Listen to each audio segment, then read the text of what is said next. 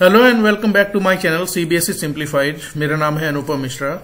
आज मैं आपके लिए जो टॉपिक लेकर आया हूं बहुत ही इंटरेस्टिंग पोएम है और पोएम का टाइटल है a doctor's journal entry for August 6, 1945 written by Vikram Seth. तो ये पोएम है क्या? बेसिकली इस पोएम का explanation, line by line explanation, साथ साथ इसमें जो इसके वर्ड मीनिंग है और साथ साथ इसका जो पूरी पोएम का थीम है, सिग्निफिकेंस है और उस पोएम का पूरा समरी है, उस पोएम को हम आज इस डिटेल में डिस्कस करेंगे।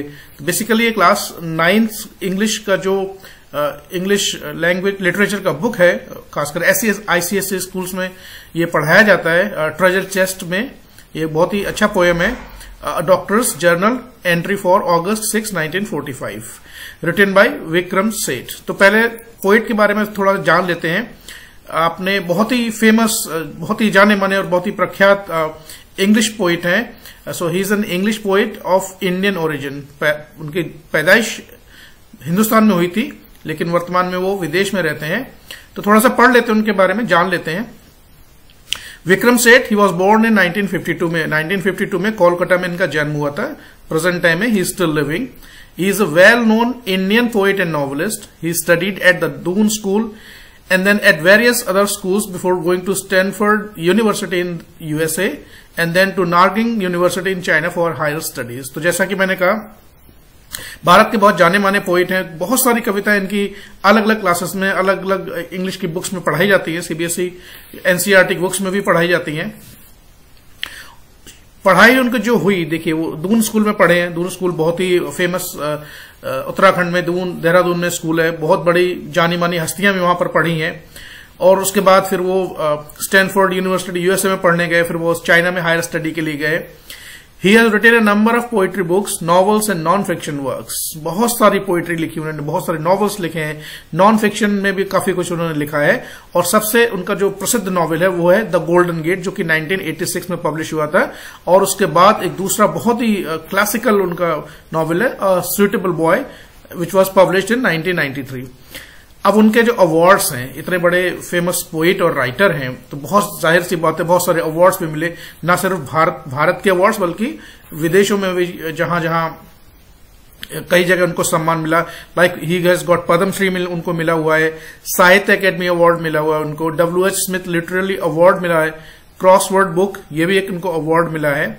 और उनकी जो पोएम्स हैं, his poems included in mappings and the beastly tales from here and there, and some of which are on Indian myths and legends and are a notable contribution to the Indian writing in English। तो बहुत कम poet Hindustan में ऐसे हैं जो English में लिखते हैं। Vikram Seth is one of them. ये तो रही पोइट की बात। हम बात करते हैं इस पोएम की बेसिकली है क्या। This poem that we are about to discuss in a short while, this poem that as a title suggest a doctor's journal entry for August 6, 1945 is an anti war poem. ये एक anti war poem है क्या? जल्दी से मैं पढ़ देता हूं इसको। It captures glimpses of horror and destruction in Nagasaki, Japan on 6th August 1945 after a nuclear bomb fell on it। जैसा कि आप जानते हैं, देखिए इस जो कविता है ये, इसका जो बैकग्राउंड है, इसका जो भूमिका है, यानी कि पीछे जो कहानी चलती है वो बेसिकली जो वर्ल्ड वॉर सेकेंड 1939 में शुरू हुआ था, 45 तक आते आते वर्ल्ड वॉर सेकेंड खत्म हो गया था। तो अब जैसा कि हिस्ट्री में भी पढ़ाया जाता है कि यूनाइटेड स्टेट्स ने जापान पर उसके एक शहर नागासाकी पर 6 अगस्त और उसके 3 दिन बाद 9 अगस्त को हिरोशिमा पर एटम बम गिराया था। तो उसी की उसका आफ्टरमैथ जिसको कहते हैं, उसका इम्पैक्ट क्या हुआ, उसके बारे में एक कविता है। तो 6 अगस्त 1945 को जब जापान के नागासाकी पर अमेरिका ने न्यूक्लियर बॉम्ब गिराया था, उसके बाद क्या क्या चीजें हुई उसके ऊपर यह कविता है।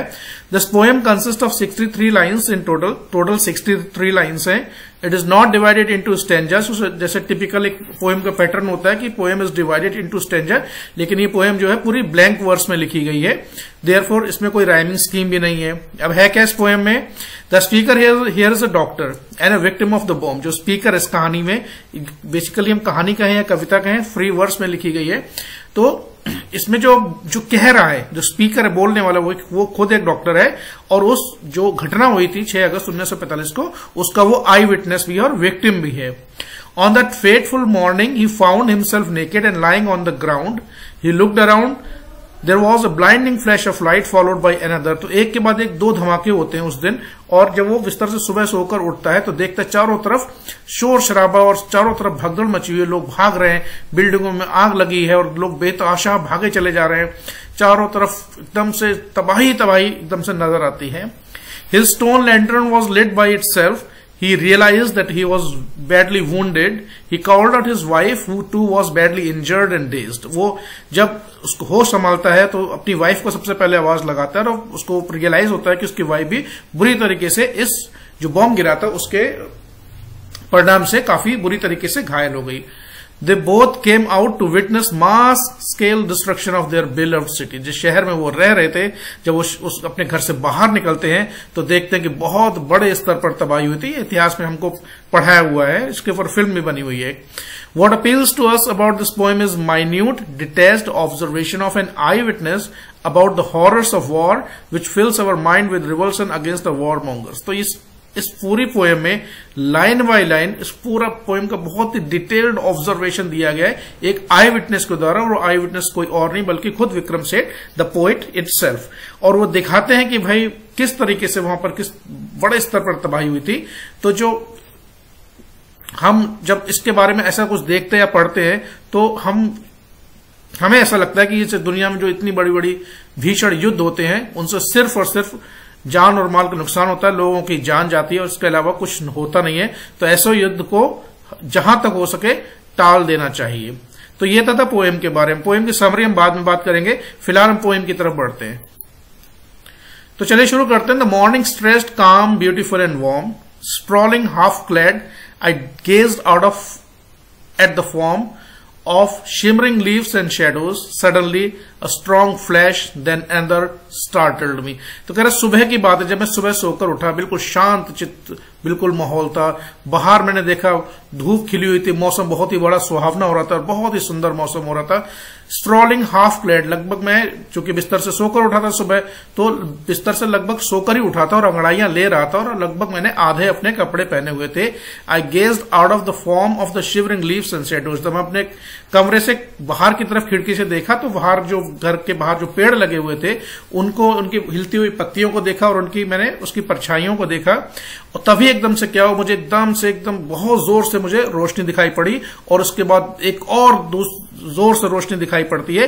एंड इट स्टार्टल्ड मी, और मेरी कुछ समय तक मुझे समझ में नहीं आया कि आखिरकार ये इतनी जोर से रोशनी, इतनी तेज रोशनी, जो आंखों को बिल्कुल अंधा कर देने वाली रोशनी, ये आखिर आई कहां से, इसके पीछे क्या कारण है। I saw the old stone lantern brightly lit, magnesium flare, question mark. While I debated it, the roof, the walls, and as it seemed, the world collapsed in timber and debris. तो हम कहता कि बाहर कोई उनके लालटेन वगैरह रखी होगी तो ऐसा लगता था कि जैसे पत्थर में आग लगी हुई, इतनी जोर की रोशनी होती है। और वो क्या बोलता है, मैग्नीशियम फ्लेयर्स, क्या ये मैग्नीशियम के जलने से जो रोशनी आती है, आपने फिल्मों में भी देखा होगा। और पुराने समय में मैग्नीशियम एक बहुत जल्दी से आग पकड़ता है और उसमें बहुत तेज रोशनी होती है, तो युद्ध में कई बार रोशनी के लिए मैग्नीशियम का यूज किया जाता है। तो क्योंकि युद्ध के बैकग्राउंड, कहानी के पीछे युद्ध का पूरा बैकग्राउंड है, वर्ल्ड वॉर सेकंड चल ही रहा था, तो पोइट ने सोचा कि कहीं ऐसा तो नहीं वो मैग्नीशियम जो सेना के लोग यूज करते हैं लाइट जलाने के लिए, कहीं वो तो यूज नहीं किया गया है। While I debated it, जब मैं इसके बारे में सोच ही रहा था, अचानक से क्या हुआ, the roof, the wall, as it seem, the world collapse in timbers and debris. कुछ ही सेकंड में वो जो घरों की दीवारें थी, छत थी, ऐसा लगता था पूरी दुनिया बिल्कुल मलबे के ढेर में तब्दील हो गई है। टिम्बर एंड डेब्रिस, क्योंकि चूंकि वहां ज्यादातर मकान लकड़ी के हुआ करते थे, तो वो सब लकड़ी और थोड़ी देर में सारा का सारा वो तबाह होके बिल्कुल मलबे के ढेर में बदल जाता है। डस्ट स्विर्ल्ड अराउंड मी, और मेरे चारों तरफ धुएं का या धूल का गुबार इकट्ठा हो जाता है, वो चारों तरफ से मुझे घेर लेता है। In the garden now and weird my drawers and undershirt disappeared. अब मैंने गार्डन में देखा, मैं जब बाहर निकल के आया मुझे बड़ा अजीब सा लगा। वियर्ड का मतलब बड़ा अजीब सा माहौल था। माई ड्रॉर्स एंड अंडरशर्ट डिसअपीयर्ड, मेरे जो मैंने अंदर कपड़े पहने हुए थे, यानी कि जो भी हम नीचे कपड़े पहनते हैं, अंडरवियर और जिसमें बनियान होता है मुख्य, वो मुझे ऐसा लगा कि वो बिल्कुल गायब हो गई। इतनी तेज धमाका हुआ था, इतनी तेज रोशनी थी, उस रोशनी की वजह से चारों तरफ आग भी लगी हुई थी, सारी बिल्डिंगें आसपास की कोलैप्स हो गई थी और पूरा शहर ऐसा लगता था कि पूरा शहर मलबे में एकदम से कन्वर्ट हो गया है। A splinter jutted from my mangled thigh, मुझे दर्द से कराहती हुई। ऐसा हुआ जब धमाका हुआ बहुत जोर से। अब जब बिल्डिंगें गिरना आसपास शुरू हुई, घर की उसके खिड़की के शीशे भी टूटे होंगे, और जो घरों में जो लोहा वगैरह यूज होता है विंडोज में या ग्रिल्स वगैरह में, तो उसका किसी चीज का टुकड़ा आकर उसकी जांग में, राइटर की जांग में, यानी कि जो पोइट है उसकी जांग में आके घुस गया एकदम से। My right side blade and my cheek was torn, और उसका इम्पैक्ट इतना ज्यादा था कि मेरी जो राइट साइड थी उसमें ब्लीडिंग शुरू हो गई, खून निकलना शुरू हो गया। माई चीक वॉज टॉर्न, मेरा गाल एक तरीके से फट गया था एक तरफ से घाव की वजह से। And I dislodged detestably a piece of glass all the time wondering what had come to pass, और एक कांच के टुकड़े, सब चीजें इधर से उधर अस्त व्यस्त हो चुकी थी और कांच का टुकड़ा मेरे शरीर में घुस रहा था। All the time wondering what had come to pass, और मुझे समझ में नहीं आ रहा था, मेरा दिमाग देख तो रहा था इन सब चीजों को लेकिन समझ नहीं पा रहा था कि आखिर ये हुआ है तो क्या हुआ है और क्यों हुआ है। तभी एकदम से क्या होता है, where was my wife, alarm I gave a shout. तभी मुझे एकदम से याद आता है कि मैं अपनी पत्नी को ढूंढता हूं इधर उधर, क्योंकि इस तरीके का माहौल आसपास का इस तरीके का था, वो बहुत ही डरावना दृश्य था। और राइटर कुछ समय के लिए भूल गया था कि भाई एकदम से ये अचानक हुआ क्या है। He was very puzzled. एकदम से तुरंत उसको याद आता है कि तो वो राइटर कहता है तुरंत मैंने बहुत जोर से अपनी वाइफ को आवाज लगाई, वेयर आर यू याको सेन। अब याको सेन उनकी वाइफ का नाम था, विक्रम सेठ की।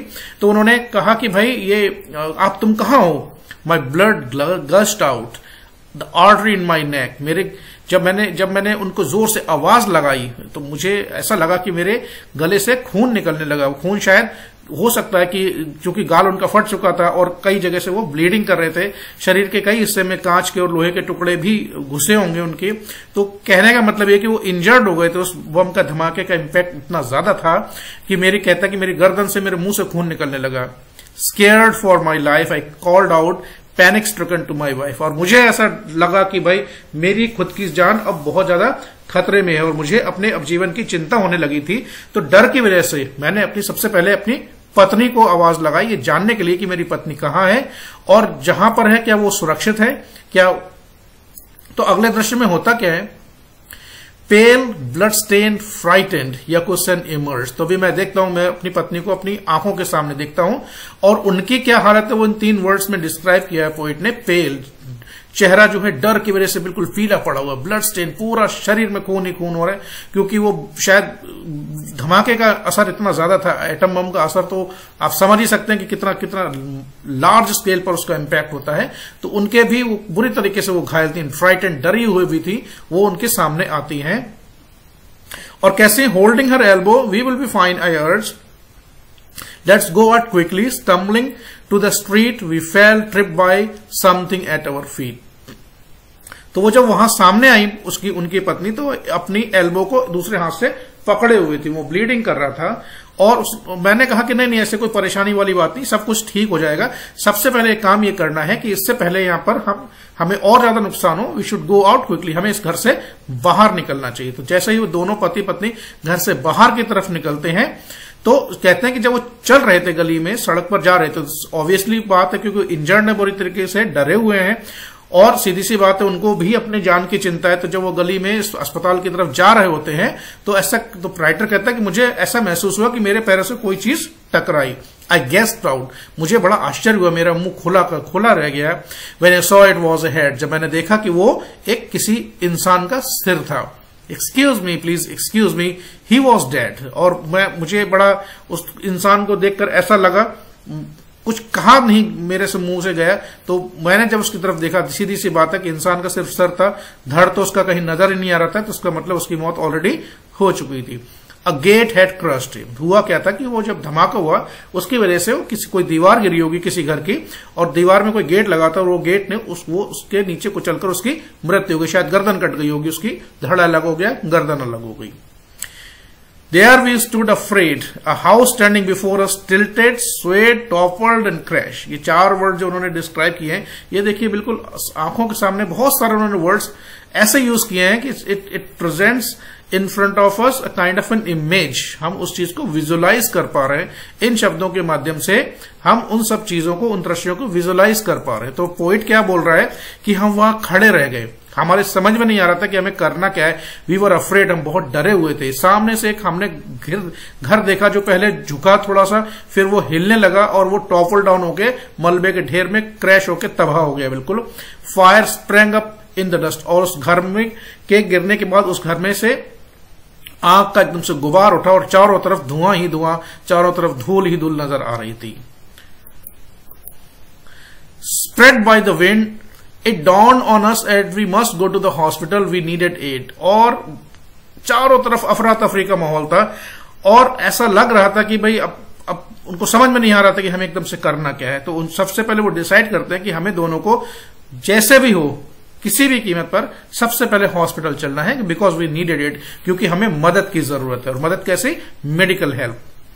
And I should help my staff too, और उन्होंने बोला कि भाई मेरे साथ मेरा जो स्टाफ रहता है मुझे उसकी भी मदद करनी चाहिए। अब देखिए, राइटर खुद भी घायल, उसकी पत्नी भी बुरी तरीके से घायल है और चारों तरफ ऐसा माहौल है। उनको अभी एक्चुअली समझ में तो आया है कि कुछ हुआ है, बहुत बड़ा काम कुछ हुआ है, लेकिन क्यों हुआ है और एक्चुअली वो एक्चुअल रीजन उसके पीछे क्या है और वो एक्चुअल चीज है क्या, वो बम का धमाका था या कुछ और था, वो फिलहाल वो समझ नहीं पा रहे थे। तो राइटर के मन में सबसे पहले चिंता थी कि भाई मैं और मेरी पत्नी तो चलो ठीक है अस्पताल पहुंच जाएंगे, लेकिन मुझे अपने स्टाफ के बारे में भी सोचना है। तो वो राइटर एक तरफ से ये भी कहता है, though this made sense to me then I wonder how I could. ये जो ब्रैकेट में सेंटेंस दिया है, जिसको हमने ये ब्रैकेट में क्लोज किया, इसको पैरेंथेसिस बोलते हैं, पोएटिक डिवाइस होती है। इट पोएम का पार्ट नहीं है, ये पोएट जो है सोच रहा है मन में कि भाई ये तो ठीक है, मैं अपने स्टाफ के बारे में मुझे सोचना चाहिए कि वो कहाँ है, कैसा है, कहीं उनको मदद की जरूरत नहीं, लेकिन मैं फिर ये दोबारा ये सोचने लग गया कि अगर मैं उनकी मदद करूंगा तो क्या मैं इस कंडीशन में हूं कि मैं अपने स्टाफ की मदद कर पाऊं, क्योंकि मैं और मेरी पत्नी दोनों खुद ही घायल है।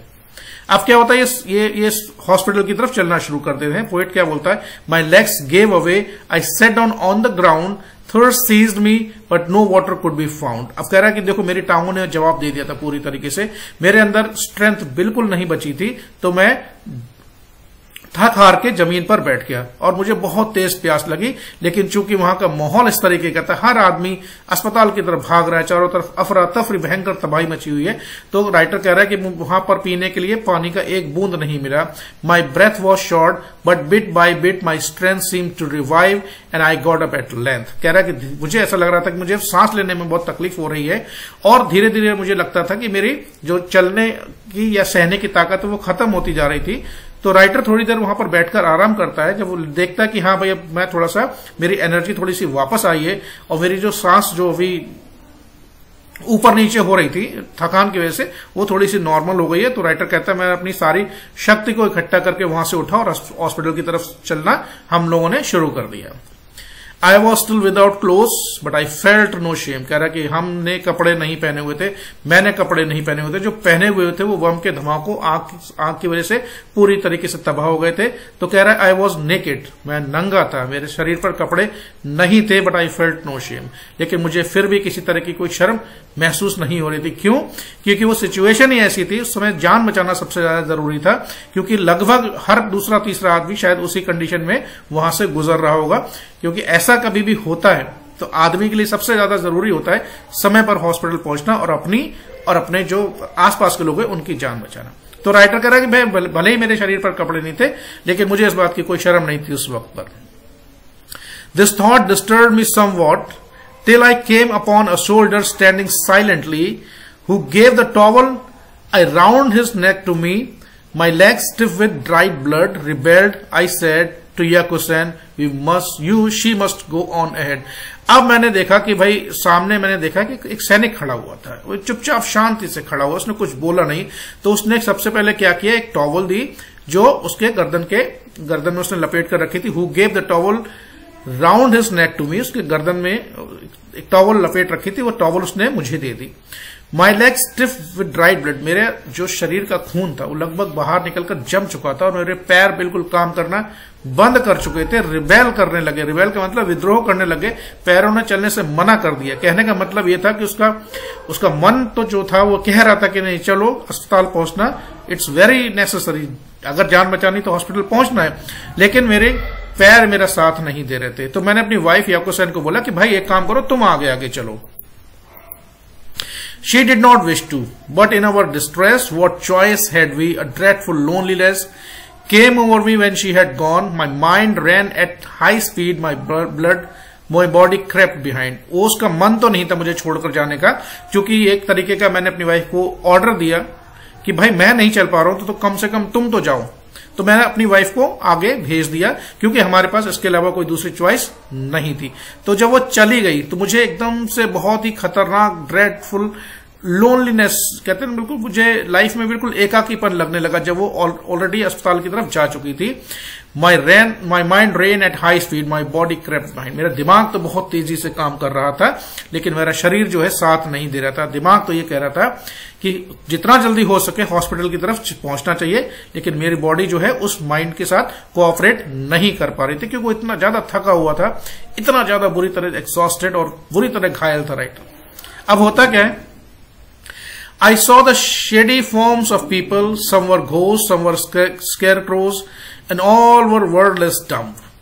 अब जब ये रास्ते से जा रहा है, देखा कि भाई वो सिर्फ रास्ते में अकेला नहीं, उसके जैसे सैकड़ों लोग अस्पताल की तरफ भाग रहे हैं, हाहाकार मचा हुआ चारों तरफ। कुछ को दूर से ऐसा लगता था कि वो बिल्कुल भूत के समान नजर आ रहे थे, कुछ ऐसा लग रहा था जैसे स्केयरक्रो। आपने देखा वो खेतों में पक्षियों को भगाने के लिए वो स्केयरक्रो एक पुतला सा बना के रखते हैं, उसको बोलते हैं। एंड ऑल वर वर्डलेस डम, बिल्कुल ऐसा लगता था ये सारे गूंगे होंगे, उनके मुंह में आवाज ही नहीं है, बोले तो भाई कैसे बोलेंगे वहां पर, उनके इतने टेरिफाइड सिचुएशन में थे। Arm stressed straight out, shoulder to dangling hand. It took some time for me to understand. The friction on their burns caused so much pain. They feared to shave flesh against flesh again. अब जो लोगों की है, ये जो paragraph है, रास्ते में का जो दृश्य है कि किस तरह से लोग हॉस्पिटल की तरफ भाग रहे हैं, कोई हाल इतना घायल है कि वो भूत जैसा नजर आ रहा है, कोई ऐसा लग रहा है कि सिर्फ हड्डियों का ढांचा ही रह गया है, किसी का हाथ कटा हुआ है, किसी का जो हाथ कंधे से नीचे का पोर्शन है वो बिल्कुल डेंगल हो गया, हाथ आधा कट गया, लटक रहा है नीचे की तरफ।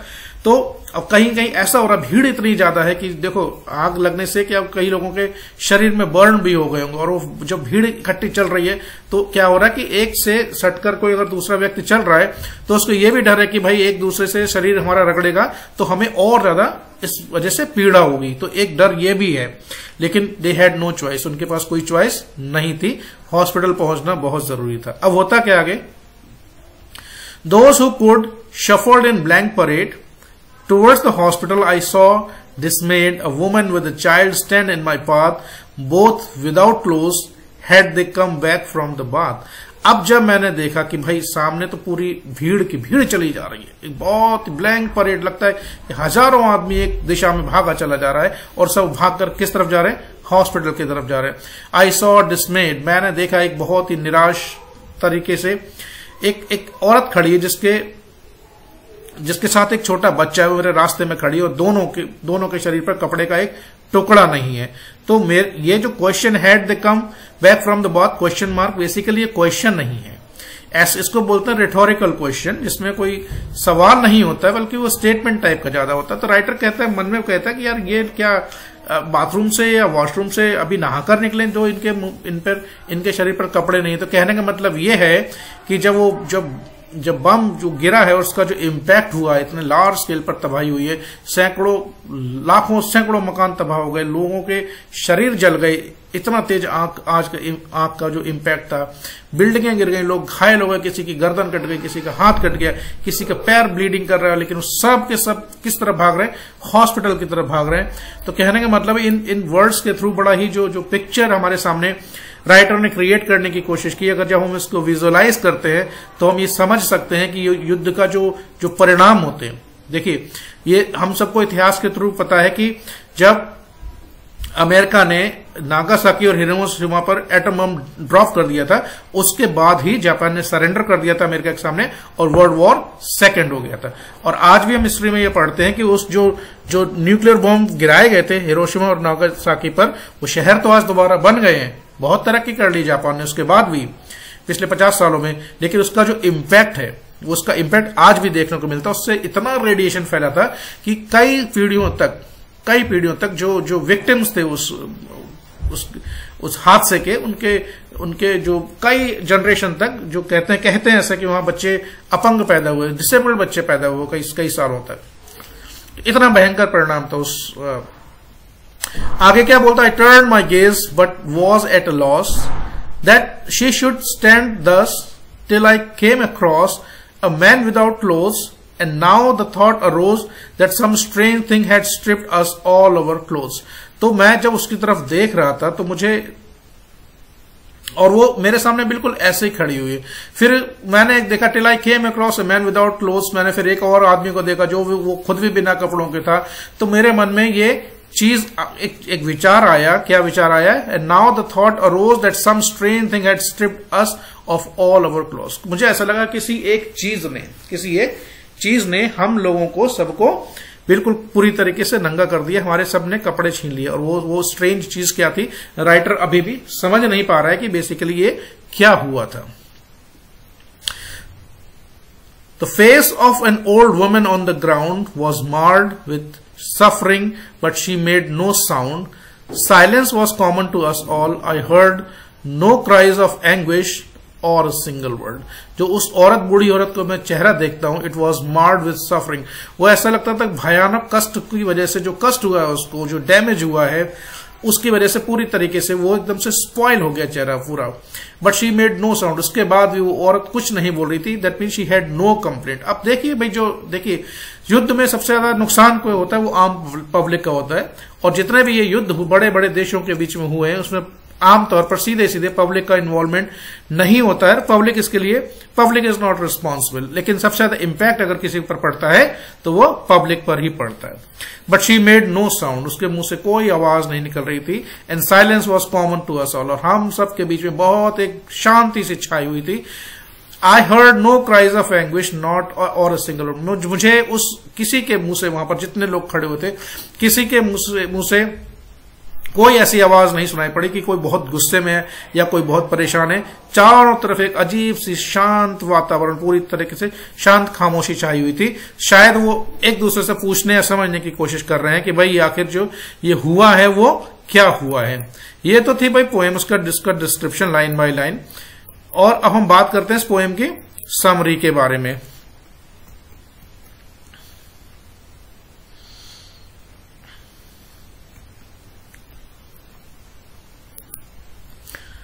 तो एग्जाम पॉइंट ऑफ व्यू से ये मैंने इसको समरी, पोएम का समरी तैयार किया है. तो इसमें आपको जो भी क्वेश्चंस हैं आपके टेक्स्ट बुक में, जो क्वेश्चंस हैं उन क्वेश्चंस के, कुछ क्वेश्चंस के आंसर यहां से मिल सकते हैं. थीम यहां से आप उठा सकते हैं. और उसका अगर समरी लिखने के लिए आता है तो समरी भी यहां से आप पिकअप करके उसको अपने वर्ड्स में डिस्क्राइब कर सकते हैं. तो जल्दी से मैं इसको पढ़ देता हूं. This poem is narrated by a doctor. It was dawn. DAWN, dawn होता है सुबह का time. And the doctor was half clad. And the doctor was half clad, आधा कपड़ों में बैठा हुआ था. As he had just got up from his bed, he stretched out his arms and looked at the leaves of trees in the garden. Suddenly, there were two strong flashes of light, one after the other. The roof and the walls of his house collapsed. घर के सब खिड़कियां दरवाजे गिर गए. The debris was scattered all over. The doctor found that his drawers and undershirt had disappeared. Already explain कर दिया है कि अंदर के जो कपड़े पहने हुए थे वो लगता था कि वो भी गायब हो गए, जल गए होंगे, फट गए होंगे. He was badly wounded. He called out his wife. Wife को अपनी पुकारता है. She came out holding her elbow. अपना वो एल्बो पकड़कर, जख्मी हो गया था, उसको पकड़कर बाहर आती. He assured her that they would be safe. उसने पत्नी को बोला कि आप चिंता ना करो, हम लोग पूरी तरीके से सेफ होंगे. The couple came out of the house. On their way they stumbled over a head of a man who was crushed to death. रास्ते में जब वो सड़क पर जा रहे होते तो रास्ते में राइटर का पैर एक व्यक्ति किसी चीज से टकराता है. जब वो ध्यान से देखता है तो वो किसी मृत व्यक्ति का केवल सिर था. And there were more scenes of horrors and destructions on the way. The couple saw a house that was tilted and swayed. They realized that they should go to the hospital. The doctor was panting and thirsty, but he did not stop. जैसा कि मैंने बोला कि उसको रास्ते में बहुत प्यास लग रही थी, सांस भी उसकी फूल रही थी, लेकिन फिर भी वो वहां रुकता नहीं है. He was naked, but strangely felt no shame. वो नंगा जरूर था, लेकिन फिर भी उसको कोई शर्म महसूस नहीं हो रही थी. He asked his wife to go ahead alone. अपनी वाइफ को वो आगे भेज देता है पहले. His order was reluctantly obeyed. उसकी वाइफ बिना किसी इच्छा के, मन नहीं था फिर भी अपने पति की बात मान लेती है. The doctor found that his body was failing, though his mind was very active. Doctor को लगता था कि मेरा माइंड तो काम कर रहा है लेकिन बॉडी साथ नहीं दे रही है. On a way staggering, he saw shadows like appearances. Someone looked like ghosts, some like scarecrows. Some of the victims were walking with their arms hanging loose from the body. Already explain कर दिया है कि जिस तरीके का वहां पर दृश्य था, कुछ लोग अपनी बाहें टूट गई, किसी की कट गई है, ब्लीडिंग हो रही है, किसी का आधा हाथ उड़ गया है, किसी का आधा पैर उड़ गया है, तो भाग रहे हैं सब हॉस्पिटल की तरफ. There were a number of such injured people going to the hospital. और सब लोग हॉस्पिटल की तरफ भागे चले जा रहे हैं. There was a woman with a child, both naked. एक औरत एक बच्चे के साथ है, दोनों naked हैं. The doctor realized that something strange had happened and that had burned down people's clothes. उसको डॉक्टर लगा कि कुछ ना कुछ तो हुआ है भाई, बहुत ही खतरनाक, बहुत ही टेरेबल चीज हुई है, जिसकी वजह से लोग इस हालत में हमको दिखाई पड़ रहे हैं. The people were badly wounded and there were eerie silence. विचित्र तरीके की वहां पर खामोशी छाई हुई थी और लोग बुरी तरह से वहां पर जख्मी हैं. No one was uttering a word or cry of war. कोई वहां पर कोई शब्द नहीं बोल रहा, कोई नहीं चिल्ला रहा है कि भाई ये युद्ध है या फिर ये क्या है. Some of them walked with stretched arms towards the hospital for any aid. लोग अस्पताल की तरफ भागे चले जा रहे हैं सहायता प्राप्त करने के लिए कि भाई उनको जितना जल्दी हो सके अस्पताल से मेडिकल असिस्टेंस मिले ताकि वो अपनी जान बचा सके. They were so shocked and pained that no one was uttering a word. The eerie silence is too much for their tears. जो विचित्र तरीके का खामोशी साइलेंस है वो चारों तरफ छाई हुई है और किसी के समझ में कुछ नहीं आ रहा. The people are shocked, they are pained. बहुत भयंकर दर्द में है और लोग पूरी तरीके से शॉक हैं. किसी को समझ में नहीं आ रहा है कि ये क्या हुआ. तो बहुत ही सुंदर पोएम है विक्रम सेठ की लिखी हुई. इसका मैंने आपको लाइन बाय लाइन एक्सप्लेनेशन दिया है, साथ साथ जो वर्ड मीनिंग उनको एक्सप्लेन करने की कोशिश की. और ये वीडियो आपको कैसा लगा, इस वीडियो के बारे में आपका कोई भी सजेशन है, कोई फीडबैक है, इस चैनल के बारे में, आपके कंटेंट के बारे में कोई सजेशन है, फीडबैक है, तो मेरे साथ जरूर शेयर करें. चैनल को सब्सक्राइब करें, वीडियो को लाइक और शेयर, और हो सके तो आप किसी स्टूडेंट के साथ ये शेयर करना चाहते हैं तो जरूर करें. चैनल से जुड़ने के लिए बहुत बहुत धन्यवाद. आपका दिन शुभ रहे.